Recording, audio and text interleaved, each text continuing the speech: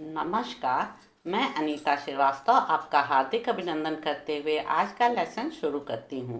Single digit multiplication के part 1 video में हमने एक स्पेशल केस लिया था जिसमें संख्या 10 के पास होनी थी। पास होने का प्रमुख कारण आधार अथवा बेस के 10 से दूरियों का मल्टीप्लिकेशन सिंगल डिजिट होना था। थोड़ा सा अंतर तब ध्यान देने योग्य होता है जब उत्तर का दाहिना पक्ष प्राप्त करने के लिए एक से अधिक अंकों वाला रिजल्ट प्राप्त होता है। अब हम प्रतिबंध हटा देंगे ताकि एकल अंक गुणन के सभी मामलों को कवर किया जा सके। उदाहरण के तौर पर मान लीजिए कि हमें 6 इंटू 6 को मल्टीप्लाई करना है।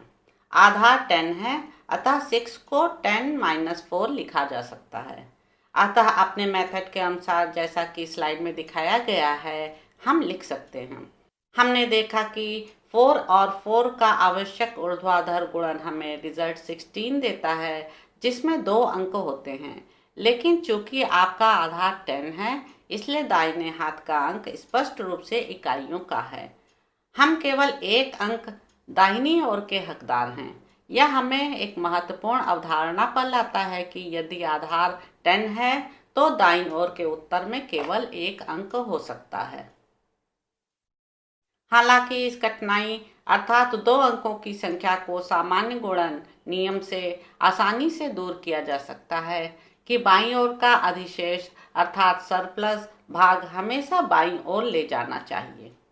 इसलिए वर्तमान मामले में हम 16 में से 6 को दाईं ओर रखते हैं और 1 को बाईं ओर ले जाते हैं और 2 को 3 में बदलते हैं।